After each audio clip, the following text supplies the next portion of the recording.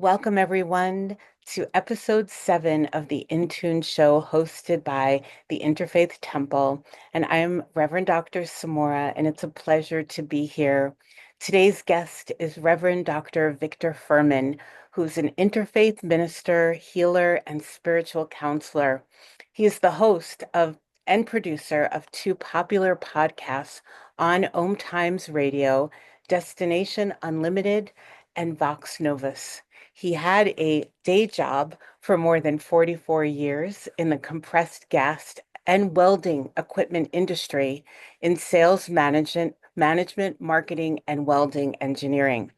And as a child, he had several paranormal experiences, including being a UFO contactee and seeing deceased family members in spirit. In the 1980s, his spiritual path expanded through yoga, meditation, and a calling to Reiki healing. Through a series of wonderful synchronicities, he enrolled in the new seminary in 1995 and graduated and was ordained in 1997. This led to his dual role of business by day and spiritual service by night. He was a spiritual conduit for Paranormal NYC, as well as other teams in the New York area. And in 2021, he returned to the new seminary and received his doctorate in spiritual counseling and direction. He also served as Minister of Communications for the Interfaith Temple from 2020 until 2022.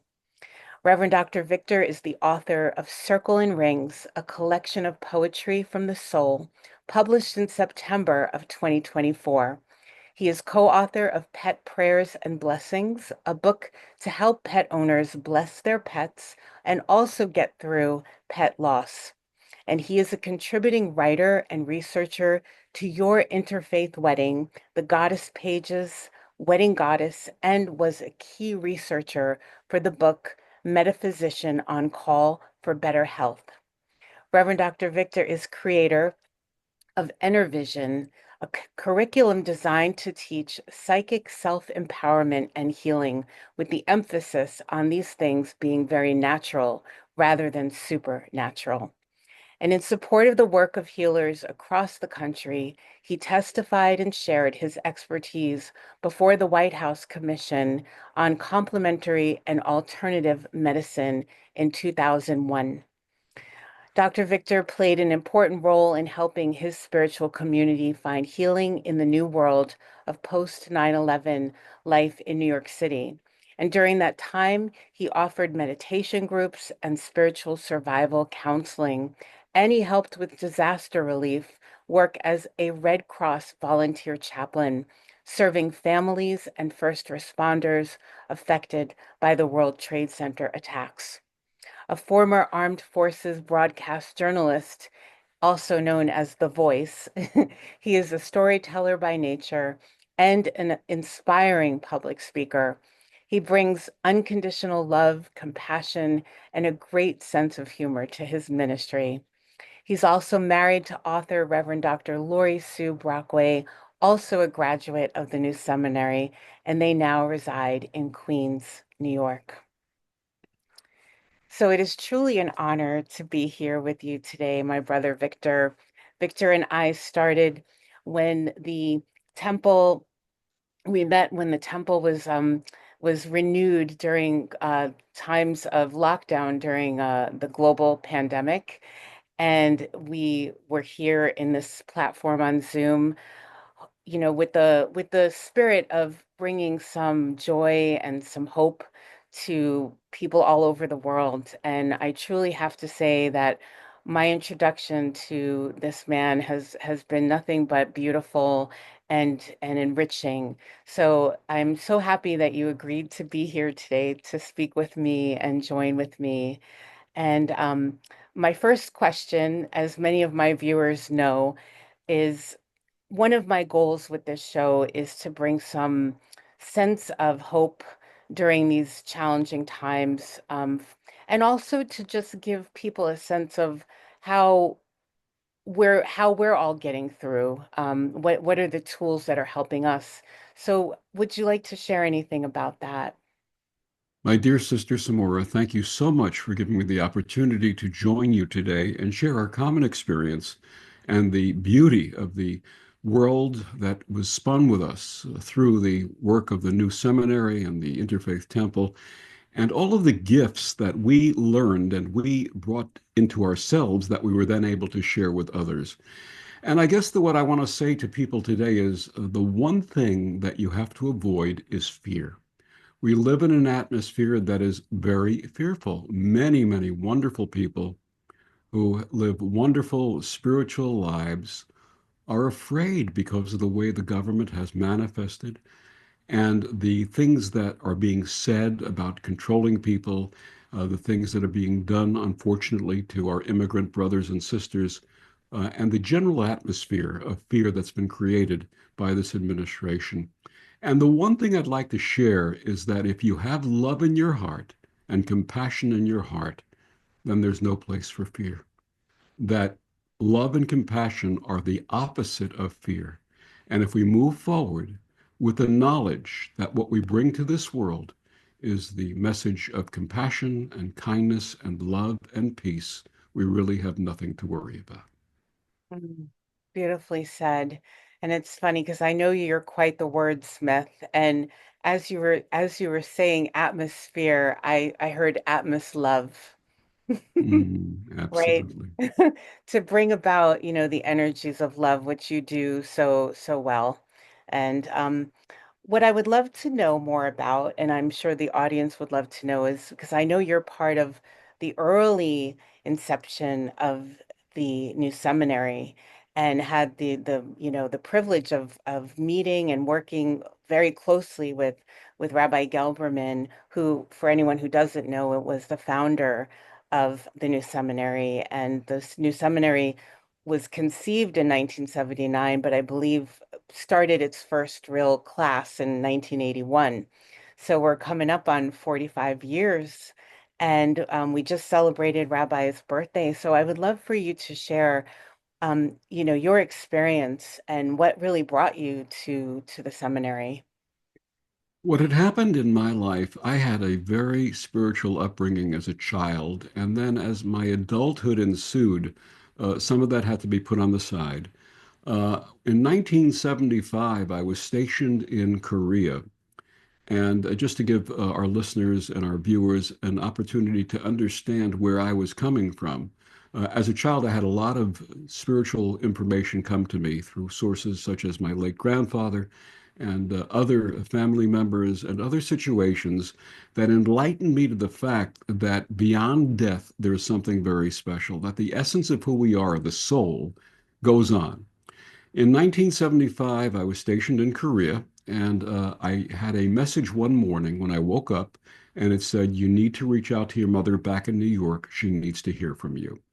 Now, there are two voices that we can possibly manifest. One is that voice, that calm, loving voice giving you guidance, and the other is the egoic voice, the voice that shouts at you and makes demands and makes you feel bad. And this voice was the voice of love. And I had been writing my mother back and forth. She had been writing me every month, and there was no reason for me to think that anything was wrong.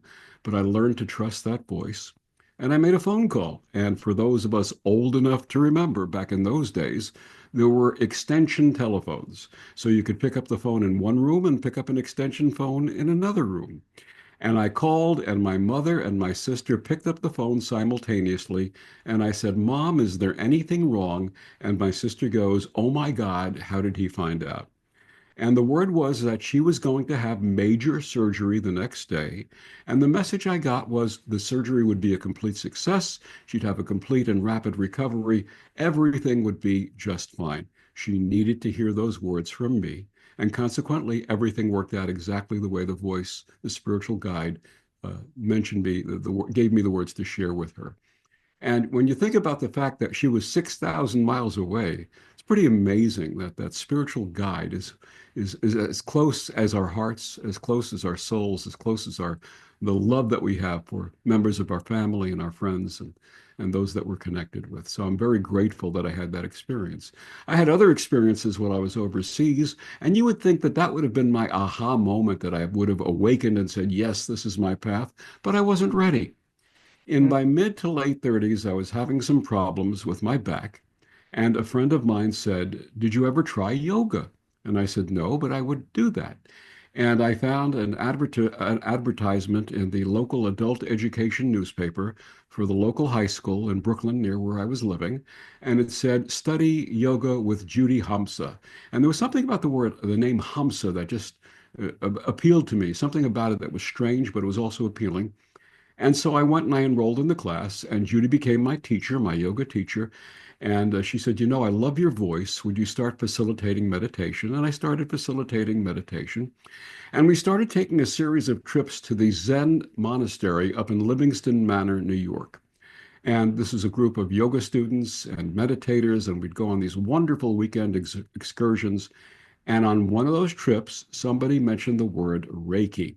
Now, I'd never consciously heard Reiki in this lifetime, but again, it was something that said, go for it. This is something you have to find out about. This was one of the synchronicities. And there were three of us who said, this was October of that year. There were three of us who said, next year, we'll look into it next year. 2 weeks later, we were in our first Reiki class together. And that really became the spiritual accelerant for me. That was the wake up moment. That was truly the wake up moment. Now, in those days, if you wanted to go into a hospital and do laying on of hands, including Reiki, you either had to be a licensed massage therapist or ordained in a faith where laying on of hands was considered to be part of the practice, part of the sacraments. My first marriage had really fallen apart because as I was spiritually expanding, my ex-wife was spiritually contracting. She became very much a born again person, and I supported her in her beliefs and drove her to various gatherings and meetings and set up chairs in our home for her to bring her friends to study the Bible. But she couldn't tolerate that my path was not the same. So consequently, that marriage came to an end. In any event, I was doing these Friday night classes and leading meditation and healing classes. And at one of those classes, a friend said, I know this woman, also who happened to be named Judy, who has breast cancer, and she'd like to learn about the things that you do, the healing work, the meditation work, the visualization. So I arranged to meet her on a Sunday morning, and she opened the door, and we literally looked at each other and said, It's you. We didn't know each other in this lifetime, but we'd known each other from a past lifetime. And that began a friendship initially, and then ultimately a romantic relationship. And when I was talking about wanting to be able to go into hospitals and do laying on of hands, she said, I know this wonderful man, Rabbi Joseph Gelberman, who founded the new Seminary of New York.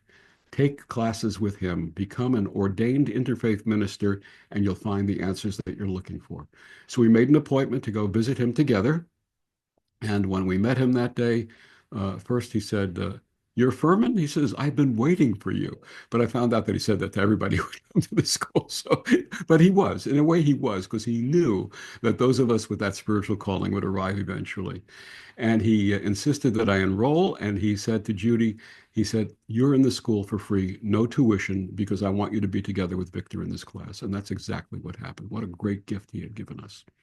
And some of his teachings just so resonated with me and stick with me to this day. One of the expressions that he used, that he taught us, was an ancient Hebrew expression, hakol beseda. He said, if you speak to someone who speaks Hebrew now and says, how's life? They'll say hakol beseda, which means everything's in order. Not very enthusiastic, but that everything's in order. He said it goes beyond that. He said that with spiritual eyes and spiritual understanding, you'll learn that everything truly is unfolding in divine order. This was one of his major teachings, and something that I absolutely understood and resonated with because of the synchronicities that had unfolded in my life up to that point and following that. So I'll always be grateful for his teaching of that Hakol Baseda. Everything is unfolding in divine order. In any event, we had our graduation and ordination ceremony in November of 1997, and I was the president of the class at the Cathedral of St. John the Divine in New York City, a beautiful, beautiful place. And I was giving the speech for our class, and Judy was there on the stage with me, and unfortunately, her cancer had come back, and she was not well. And I honored her in that speech, talking about she was a special education teacher who was teaching kids in schools in Harlem, New York, and how she changed the lives of hundreds and hundreds and hundreds of kids who went on to fabulous careers in college because of her inspiration. Many of them called her mom. I honored her, I praised her, and we had our graduation and ordination ceremony. Thanksgiving of that year, a couple of weeks later, we were preparing for my family to come over for Thanksgiving, and she had her final stroke, and she collapsed. And January of the following year, she passed away. And I'll always be grateful for the love that we shared together, for the relationship that she brought, and for the training and education that she brought to me because she enhanced everything that I had brought into that relationship. In any event, I started teaching and I started videotaping classes for the new seminary. And this woman who was a student, who was a new enrollee, kept smiling at me everywhere that I saw her. And her dean, who was one of my classmates, I said, "Who's this woman who keeps smiling at me?" "Oh, that's Lori Sue Brockway." I said, "Oh, she's a new student in the school." "Yes." I said, "What did she do before coming into the new seminary?" Now, everybody who was in our classes had some type of a career apart from the interfaith ministry prior to coming to the new seminary. And she said, "Oh, she used to be the editor-in-chief of Playgirl magazine." I said, "Wait a minute." I said, "I'm not Mr. January. That's not why she's smiling at me." But little did I know, she had attended the graduation and ordination. She heard my speech honoring my partner, Judy, and she said, "Where do you find a man who honors a woman the way this man is honoring this woman?" And it planted a seed. And a friendship ensued, and ultimately a relationship ensued. And we've been together ever since, and I'm grateful for that relationship. So, following through on synchronicity, I was at a business trip out in Billings, Montana, and business trip out in Billings, Montana, and had the news on CNN one morning. And I had Lori Sue on the phone, and we were both watching together. And all of a sudden, there was a bulletin about a plane crashing into one of the towers of the World Trade Center, a small plane, they had said.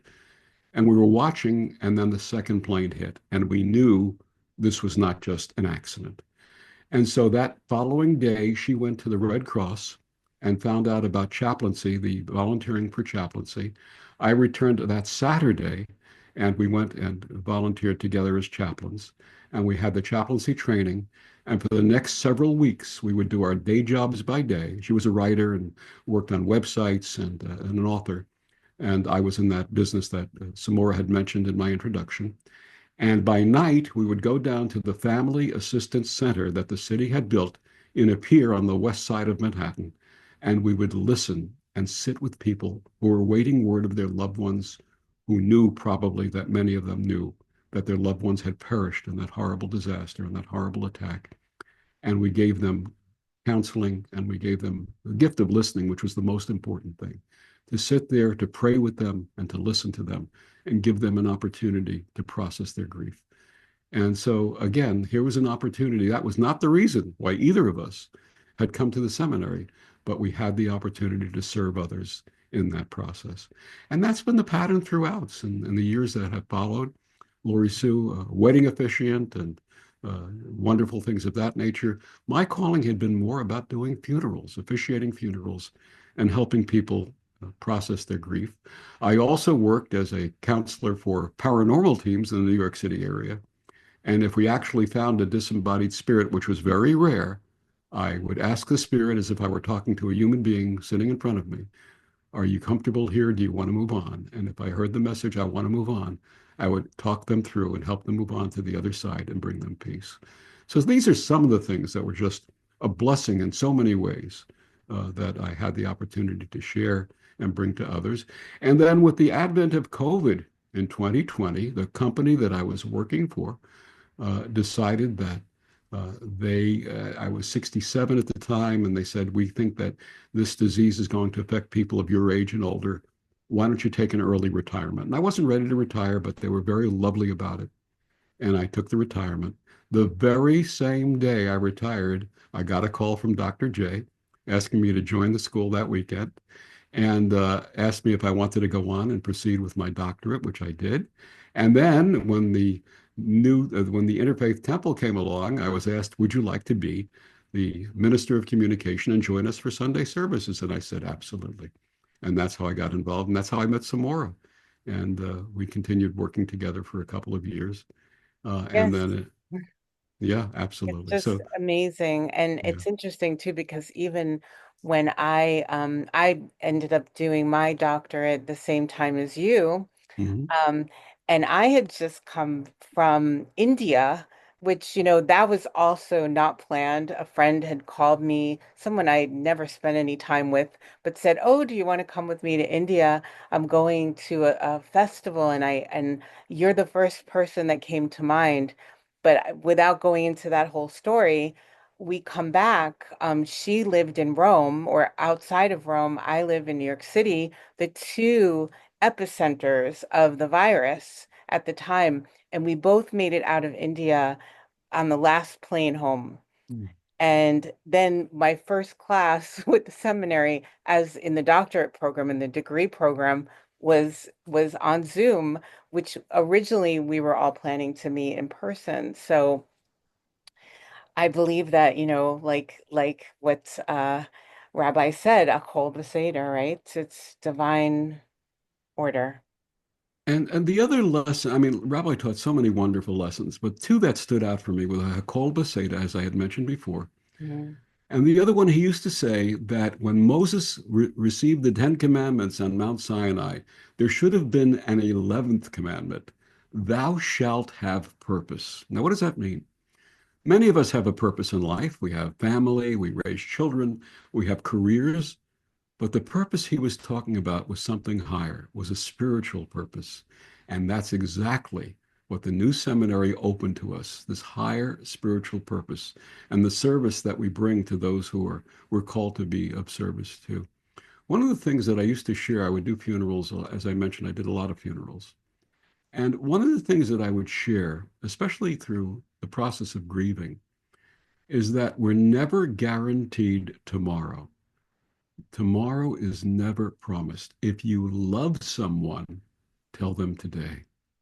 If someone has hurt you, and I know this is tough for many people, but forgive them today. And the reason for forgiveness is in the process of forgiveness, we're actually healing ourselves. And if you think that you've hurt someone, ask for their forgiveness today because tomorrow is never promised, it's never guaranteed. And when I would sit with people who are grieving, in their process and listen and give them the sacred gift of listening. One of the things that I would hear people say over and over again, I wish I had said this to them, or I wish I had said that to them. So I said, don't wait. Tell people today. And that's the message that I would share with anyone willing to listen. That's so important. And you have so many gifts, Victor. And one thing that I also want to highlight in this interview is your gift of writing. Victor and I, when we were in Temple together, now that I'm the Temple director, I have to say I do really miss you. Um, but he wrote these beautiful poems, and there would be moments when we needed, music for a service, and so we were lucky to be in partnership at that time, and we wrote a couple of I put music to his poems, and if I understand correctly, they're also in the book that you just completed, yes? Absolutely. In the book Circles and Rings, a collection of poetry from the soul. And I had the beautiful pleasure of working with Samora on those songs and hearing her amazing voice and also her daughter's amazing voice on a couple of them Yes, and thank you. her skill playing the piano and just it was one and I remember one in particular called Seeds of Love. Do you remember that one, Samora? Yes, and what I would love to do when we finish with this interview, I will post as part of this the end of I'll put some of the music on there so people can hear it. But yes, I mean it was such a beautiful collaboration, and I'd love to hear more about, what this process has been for you in terms of returning to get your doctorate, if you were speaking to someone that's thinking about coming into the program or even considering some kind of higher learning, what do you feel at this point in your life that it brought to you, just having that experience? One of the things I used to teach people in industrial sales and industrial sales technology. And when I would stand before this group of salespeople, I would teach them a lesson and say, what does the customer really want? And without going into the technical aspect of the details, what I would say to them, and then what do you really want? Mm, And a lot of people don't really know until that they're actually asked to think about it as to what mhm, they want to pursue in life. When I attended the seminary the first time back in the 1990s, I earned the degree, a Master of Spiritual Counseling. And one of the things that I've been doing all along, without even thinking about it, is I've been doing spiritual counseling for people for years. But this way, I received the academic credential that allowed me to do it with a credential to have the backing of the word of the new seminary, that I had the capability and the learning to do this properly. And when the opportunity came for me to go for my doctorate again, this was so that I could present myself in a way that I had the credential to say, I have the training, the background, and experience to bring this to the public, to bring this to groups of people or individual people, and share my learning and help them in their processing, in their spiritual direction, in their counseling, and so on.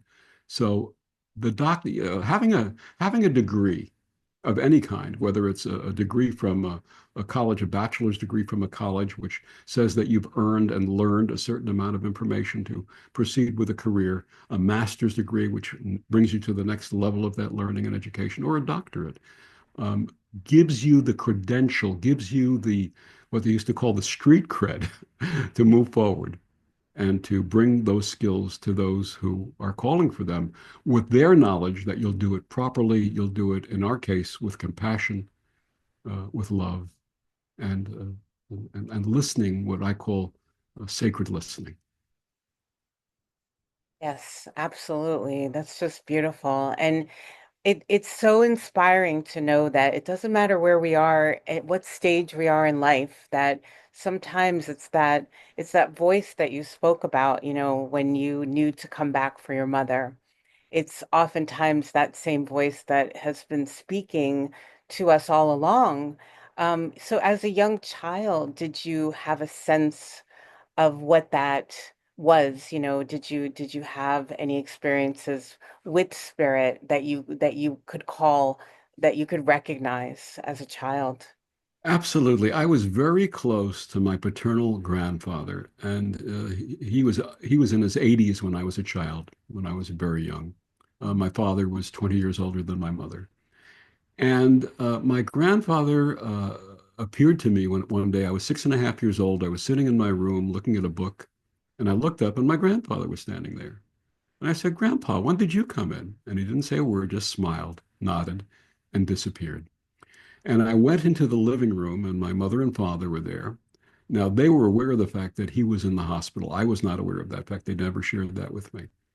And I said, Grandpa was just here. And they looked at each other, they looked at me, and I was labeled a child who had an overactive imagination. Within a few minutes, the phone rang with word of my grandfather's passing. And then obviously they were upset, but they looked at me again like, how did he know? How did he know? And what I've come to understand is that the essence of who we are, the soul, is something that never dies. That when these bodies that the soul inhabits cease to function anymore, when the carbon-based container goes away, the essence of who we are goes on. And that's a message that I also share all the time with people in the process of grieving.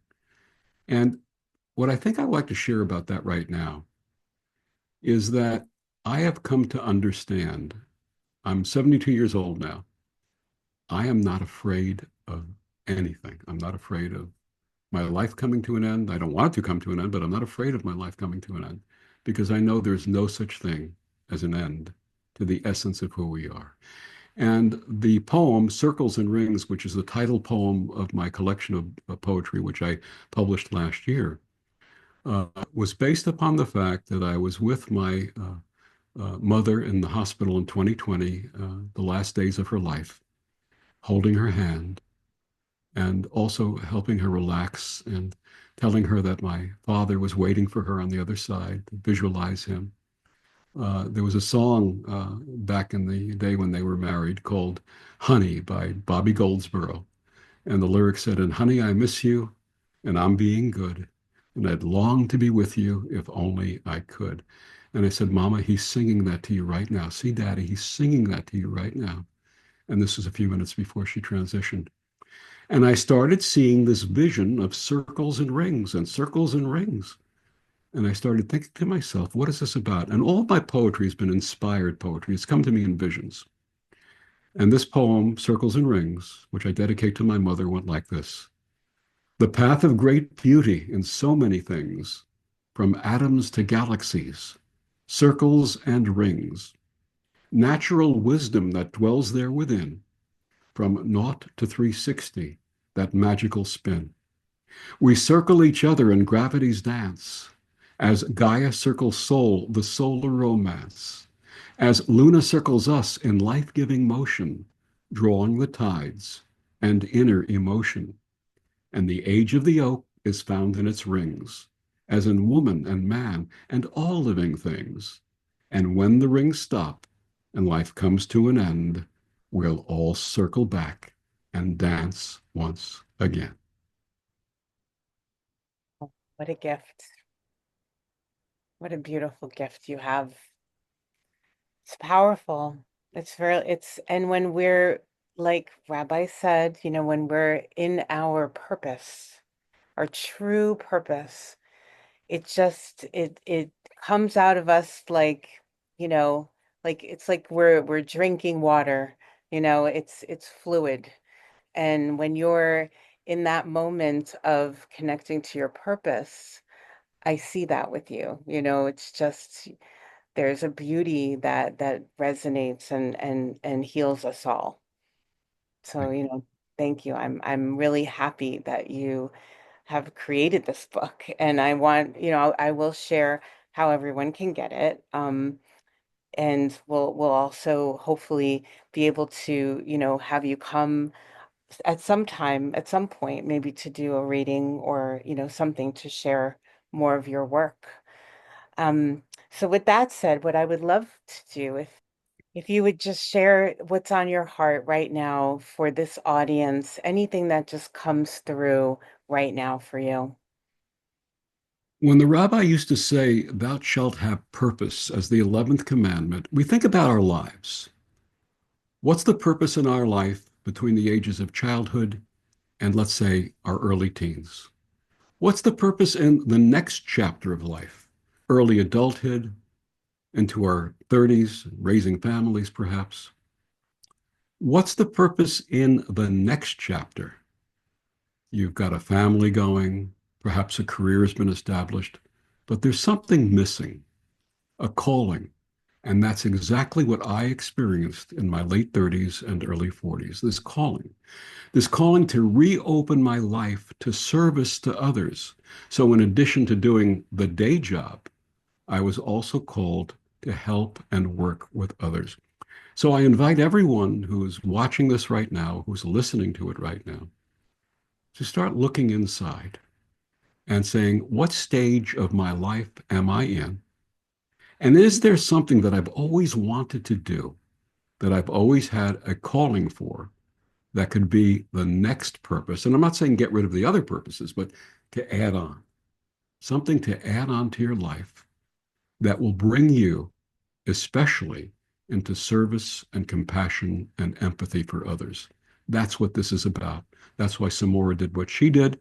That's why I did what I did, because we're here to be of service, loving compassion, empathy to our sisters and our brothers. Yes, indeed. And to give people something to hold within them to know that, there are people out here we're here to support, right? We're here to hold your hand in the way that's needed during these times, especially when there's uncertainty. I think that's when we're all called to assemble, and that's when we're all called to, be even closer in a collective loving vibration. And that is the hope, for this time, for anyone considering, this path. I call them glimmers when we've had those little moments of synchronicities, or even, as young children, understanding life beyond what we physically see, that it's like, there's something more. And it's just beautiful to be part of a family that we understand each other, we speak each other's language. One of the songs that we used to sing in the 90s at the seminary was a song called It's in Every One of Us to Be Wise. Now, I am not a singer. I'll leave that to you, Samora, Hmm. but perhaps that's something that you may share with our listeners and viewers at some point. Okay, absolutely. Absolutely. So before we go, is there anything else that you would like to talk about or to share? Because this has been incredibly wonderful to be in this this time with you. One of the things, the final word that I'll share is one of the things that I used to teach rather, the salespeople that I would train is the word ownership, taking ownership of customer satisfaction. And by that, I meant when a customer would want something, find out what they're going to do with it. Ask them if there's anything that you can bring or you know that you could bring to enhance that ability that do the job that they're looking to do. And support them technically and support them with training, whatever they need. You're taking ownership of customer satisfaction. And I used to say if you take the word ownership and remove the W and the R, you end up with one ship. And it's the one ship we're all sailing on together. So let's take ownership of each other because we're customers to each other in life. Let's care Mhm. for each other. Let's support each other. That's what this is about. That's why we're here. Well, thank you so much. Once again, we've been talking with Reverend Dr. Victor Fuhrman.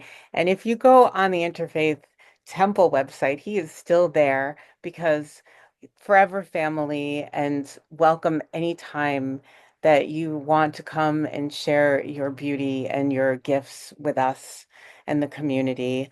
And with that, I just want to say thank you. Thank you for being you, and thank you for your beautiful messages and that reminder that, we're all one, that we truly are. And that's something that we carry on our shoulders with this seminary, that Rabbi was told, right? That we're all one, that we're all, and let's just move forward with that belief that we're all one and that we're all going to at some point um, lift off of this feeling of uncertainty. Absolutely. Thank Mhm. you, Samora. Yes, thank you so much. Thank you.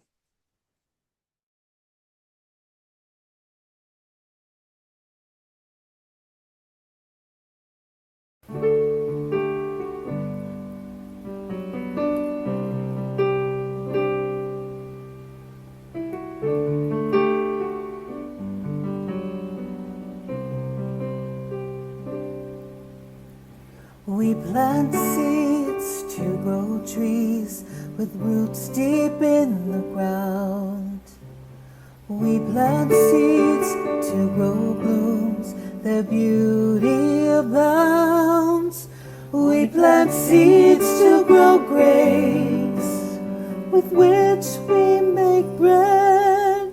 We plant seeds to grow fruit, a family they're fed. And there are seeds that we plant in each other's hearts. We sow them with songs, we sow them with arts, we sow them with words that come from above. A most precious planting we sow, seeds of love.